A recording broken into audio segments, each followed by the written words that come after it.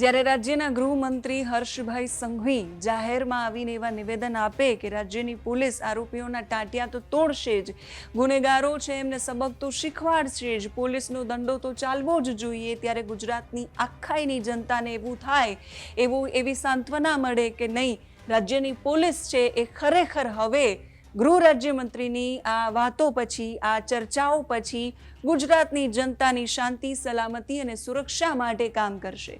ગુજરાતની જનતાને એ આશ્વાસન જરૂરથી મળે કે અત્યાર સુધી જે થયું એ પોલીસ કર્મચારીઓએ જે કર્યું એ પણ હવે પોલીસ કર્મચારીઓ સુધરશે અને હવે પછી કોઈ પણ પોલીસ કર્મચારી છે એ કોઈ પણ પ્રકારનું એવું કૃત્ય નહીં કરે કે જેનાથી ફરી એકવાર ખાકી પર સવાલ થાય.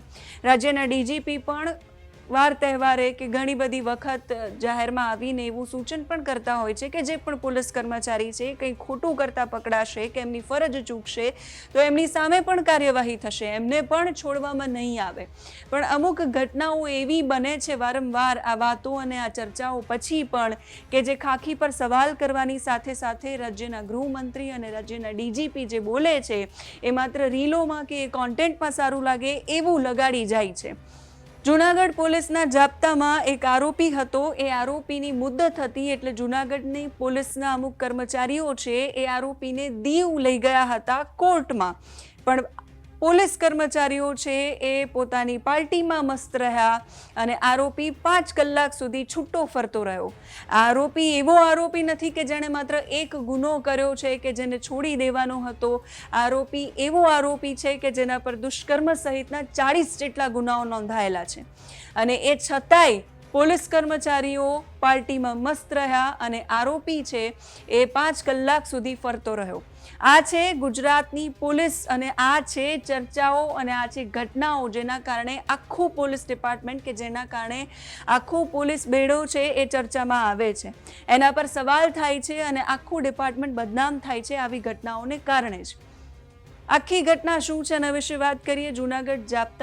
જૂનાગઢની પોલીસના જાપ્તામાં એક આરોપી છે રસિક જીણા બાંભણિયા. 25મી જુલાઈએ દીવ કોર્ટમાં એને મુદ્દત માટે લઈ જવામાં આવ્યો. મુદ્દત પછી પોલીસ જાપ્તા એને દીવની એક હોટલમાં રાખ્યો. પોલીસને જાપ્તામાં હતો જૂનાગઢ પોલીસ એટલે દીવની હોટલમાં રાખ્યો. એવી ચર્ચા છે કે એ આરોપીએ પોલીસને પાર્ટી આપી અને પોલીસે પાર્ટીમાં મસ્ત રહી એ દરમિયાન આરોપીએ પોતાના કામ કરી લીધા.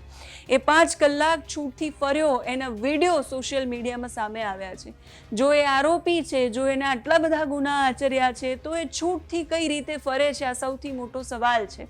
જો એ આરોપી છે તો એની સાથે આરોપી જેવું વર્તન કેમ નથી થતું? જો એ આરોપી છે તો પોલીસ કર્મચારીઓ કેમ હોટલમાં મોજમાં મસ્ત છે અને આરોપી બહાર છૂટો ફરે છે? આ સૌથી મોટો સવાલ છે. પોલીસ કર્મચારીઓ જ્યારે પોતાની ફરજ ચૂકે છે ત્યારે જ સવાલ થાય છે અને આવા થતા સવાલોના ક્યારેય જવાબ નથી મળતા, એ પણ એક હકીકત છે. જે વિગતો મળી છે, આરોપી જે છે રસિક જીણા બાંભણિયા એ દુષ્કર્મ સહિતના 40 ગુનાઓ એના પર નોંધાયેલા છે અને એને દીવની કોર્ટમાં મુદ્દત માટે લાવવામાં આવ્યો હતો. એ દરમિયાન એવી ચર્ચા છે કે દીવમાં એણે પોલીસને પાર્ટી આપી હતી અને પોલીસે પાર્ટીમાં મસ્ત હતી એ દરમિયાન એ પોતાનું બાઇક લઈને નીકળ્યો.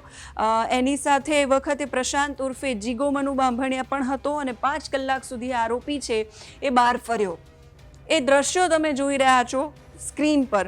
સૌથી પહેલાં એ દીવથી ચેક નાકા અને અહેમદપુર માંડવી પોલીસ ચેકપોસ્ટને પસાર કરી એણે દેલવાડા થઈને એ ઉના તરફ નીકળ્યો.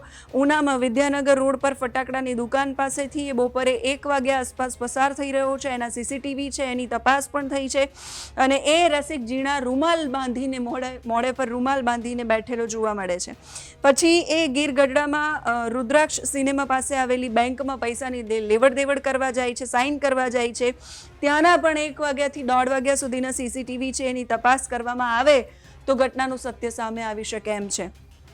આ સિવાય એ અંજારમાં પણ ફર્યો. દીવની હોટલમાંથી એ નીકળીને બાઇક પર બેસીને ઘરે ગયો. પછીના જે આજુબાજુના વિસ્તારના જે સીસીટીવી છે એ પણ જો તપાસવામાં આવે તો ખબર પડે આ જે ઘટના સામે આવી, આ જે સીસીટીવી સામે આવ્યા, જો એ સીસીટીવીમાં તથ્ય ન હોય તો પોલીસ કર્મચારીઓને સસ્પેન્ડ ન કરવામાં આવે. પણ ફરજ પર જેટલા પણ પોલીસ કર્મચારીઓ હતા, જેટલા એને જૂનાગઢ લઈને ગયા હતા, જૂનાગઢથી એને દીવ લઈને ગયા હતા, એ પોલીસ કર્મચારીઓને સસ્પેન્ડ કરવામાં આવ્યા છે. એ પોલીસ કર્મચારીઓની સામે જૂનાગઢના એસપીએ પગલાં લીધા છે. આ ઘટનાક્રમ બન્યો ત્યારે પોલીસ છે એ દીવની હોટલમાં પાર્ટીમાં મસ્ત હતી. આરોપી આરામથી 5 કલાક બહાર ફર્યો. આરોપી રસિક જીણા આટલા કલાકો સુધી કેમ મુક્ત રહ્યો અને ક્યાં ક્યાં ગયો છે, કોને કોને મળ્યો છે, એના વિશે તપાસ શરૂ કરવામાં આવી છે. જૂનાગઢ જિલ્લા પોલીસ અધિક્ષક સુબોધ ઓડેદરા છે જેણે આરોપીને લઈને જે પોલીસ કર્મચારીઓ ગયા હતા એની સામે કાર્યવાહી કરી છે, જેમાં જૂનાગઢ પોલીસ હેડક્વાર્ટરના પીએસઆઈ એચએમ કટારા છે, હેડ કોન્સ્ટેબલ અનિલ નથુભાઈ મણવર છે, કોન્સ્ટેબલ ચેતન ભરતભાઈ પરમાર છે. એને સસ્પેન્ડ કરવાનો આદેશ કર્યો છે અને હવે તપાસ શરૂ કરવામાં આવી છે કે 5 કલાક સુધી આરોપી ક્યાં હતો, કોને કોને મળ્યો હતો, કઈ દિશામાં એ ગયો હતો, આ લોકોએ એમણે પાર્ટી આપી હતી પોલીસ કર્મચારીઓને કે નહીં, એ બધી ચર્ચાઓમાં કેટલું તથ્ય છે, આ બધી જ તપાસ કરવામાં આવશે. રાજ્યની પોલીસની સામે જ્યારે આ પ્રકારના સવાલો થાય, રાજ્યની પોલીસની સામે જ્યારે આ પ્રકારની કાર્યવાહીઓ થાય ત્યારે ચોક્કસથી એ સવાલ થાય કે રાજ્યમાં બેફામ બનીને જે અસામાજિક તત્વો ફરી રહ્યા છે એની જ સાથે જો મિલીભગતમાં આપણા રાજ્યની પોલીસ હોય, રાજ્યની એ પોલીસ કે જે શાંતિ સલામતી અને સુરક્ષાનું વચન ગુજરાતને આપે છે, એ કઈ રીતે ગુજરાતને સુરક્ષિત રાખી શકશે? સૌથી મોટો સવાલ આ છે. અપેક્ષા રાખીએ કે આ સવાલનો જવાબ મળશે. તમે શું માની રહ્યા છો એ કમેન્ટ કરીને કહેજો. અત્યારે આ વિડીયોમાં બસ આટલું જ. નમસ્કાર.